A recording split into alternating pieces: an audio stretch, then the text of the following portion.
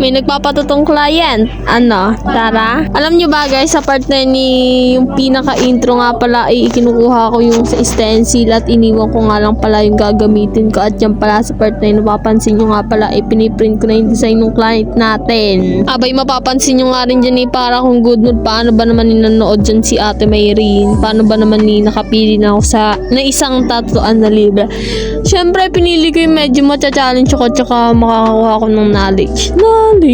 Para hindi rin sayang yung karayom. Tsaka dyan pala sa part na yun, nag-shaving na nga pala ako. Mapapansin nyo nga, natawa-tawa pa nga pala ako dyan. Pagtapos nga nun siyempre, sabi ko sa ate, videoan muna ako paano kasi. Ay, si mama pala nagbibideo dahil salitan sila ng ate ko kasi inaantok sila parehas. Alam nyo ba kung bakit? Mamaya na, tas dyan pala sa part na yun, nawawala nga yung gunting ko. Kaya nga, ayan, kinamay ko na naman. Tas ayan, mapapansin niya, medyo maliit-liit lang yung design ng client at hindi ko siya sinagat.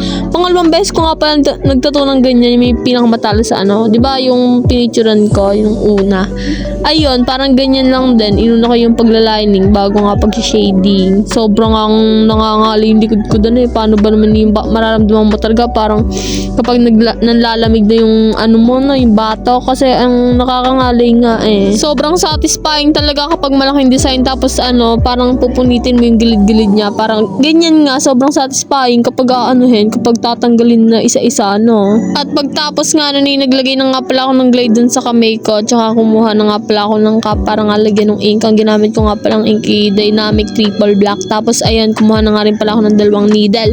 Ang ginamit ko palang needle sa paglalining 7RL. Tapos pag shading naman 9M1. At ayun na nga, sabi ko kay mama, videohan yung unang tusok. Paano ba man i-charge niya yung cellphone niya kasi nga ilobat na. Kaya sabi ko videohan muna saglit para nga ay ma-charge na rin niya.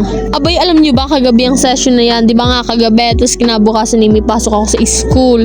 Abay, nagsimula kami dyan 9 AM. Kaya nga natapos kami 1:00 na. Kaya natulog ako mga 2:00 na. Sabay yun, nag-alarm ako Nag-alarm ako mga Ayun, ang alarm ko sa cellphone ko kasi nga may pasok. Ang alarm ko 4:30. Kaya nga ang tulog ko 2 oras lang Abay, okay naman. Pumasok ako kanina. Hindi naman ako inaantok ng sobra. Alam niyo ba, may oras din na kapag onting tulog, kapag sobra yung tulog talagang inaantok ko, parang walang gana. Pero kanina parang ang energy ko. Paano ba naman kahapon? Kaya nga anong oras na yung nasimulan? Kasi nga di ba nga ano bang ginawa ko kahapon? Natulog ako nung hapon. Tas ayun nagising ako mga 5:00 na. Sabay nagchat yung 2 kaibigan. Si Ivy Twain nga, gagala na naman daw. May pupuntahan kami. Kasi may kaibigan kami na yung parang ayun, nawala na yung mama niya kaya pumunta kami Sabay yun, nakakilamay kami saglit. Kailangan nga umuwi ng maaga kasi nga umuwi kami ng 7:40. Ayun, sarado na yung gate din Kaya nga sa kabilang daan kami dumaan. Kaya nga bawal maggala talaga ng gabi din kasi masasarahan nga talaga ng gate. Abay nga, hindi nga dapat matutuloy yung galang yun Pagtingin ko nga sa gilid ko nagchat ako sa GC, sabi ko wait lang.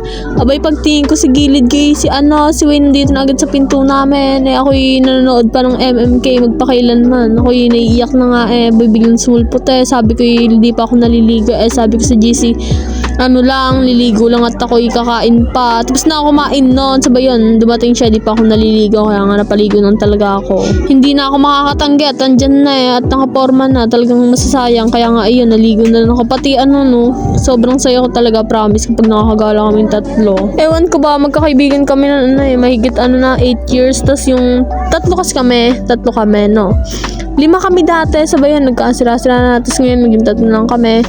Tapos ayun, yung isa doon, di ba 3 kami, yung isa doon, si Ivy. Ang tagal ko na rin kaibigan yun, 16 years na. Si Wayne naman 8 years na. Kaya ayun, pag di kami nakakagala sa isang linggo, parang yung buhay ko nakaka-drain. Parang pag nakagala kami, sobrang saya Parang ayun, napupuno na ulit yung puso ko.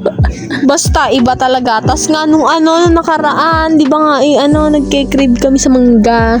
Walang naggala kami Ay, hindi, nagsama-sama kami 9:00. Abay, nakauwi kami, alas 6 na kasi nga, magkakasama kami. Nakauwi kami sa kanya-kanyang bahay. Pero nadaan kami sa mga bahay-bahay namin. Kasi nga, mga 11 yon o mga 10, pumunta kaming Lawa, no? Dahil nga, mag-walk trip kami dun sa may mga damuhan. Abay, pag dating namin dun sa may Lawa, kay daming kalabaw, tapos yun, nakapula pa yung isa namin kaibigan si Ivy, nakapula ng damit, hinubad niya talaga. Buti na nga lang malaki-laki pa yung suot niya, kaya ayun, no choice na, pumunta kami dun sa may Lawa, doon kami naglakad talaga naman parang may kumuno yan, lalambot ng lupa. Abay, makikita mo naman dun sa Lawa, talagang pag titingin ka sa gilid, Diyos ko, parang susugudin ng mga kalabaw, ang daming sungay, mga nakahiga dun sa sahig, sabay yung iba nakababad sa tubig. Abay, takot na takot nga talaga ako noon, sabay pagtingin namin yung malapit na kami sa may mga damuhan, lalakad na kami paalis na sa tubig. May nanonood na second floor na bahay, nanood mga tao, malamang.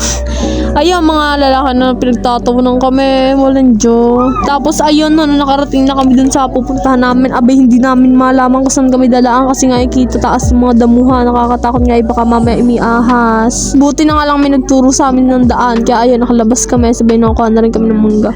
Sabi ko nga, ibumili na lang sabi maganda daw yung kuha, para nga worth it yung pagkain.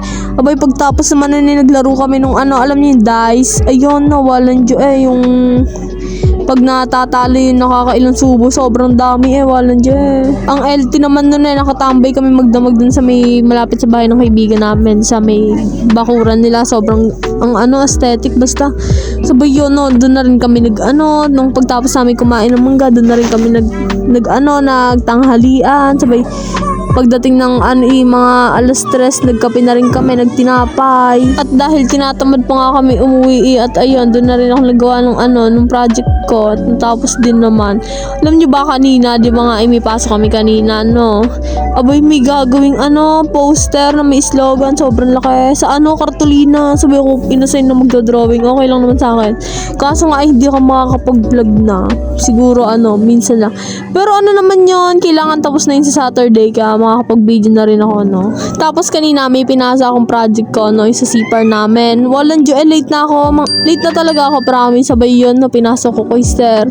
Ang ganda naman nung niya, nung comment niya. Kaso nga, late ako, sayang perfect sana kung hindi ako na late. Drawing siya. O siya, break na pala tayo. Di napapansin nyo nga pala yung client ko dyan, parang may himatay. Kaya sabi ko, kuya, laban lang. Talagang kasama niya pa yung yung jowa niya. Bay, nag-holding hand sa harapan ko. Dahil nga ginart itong client ko, di daw kaya. Bay, sa harapan ko pa Hindi naman sa pagiging bitter, no? Kasi nga nakakapagod magtata. Sabay, ganun pa makikita mo, harap-harapan Ang OA nung client ko promise. Sabay, sakit na sakit naman Sabi ko, kung di niya kaya, sa ibang araw na lang. Kaso nga, di ko na ulitin lahat yan. Tamad, bay, binibiro ko nga lang tapos dyan pala sa part 9 nilagyan ko na pala siya ng foaming soap.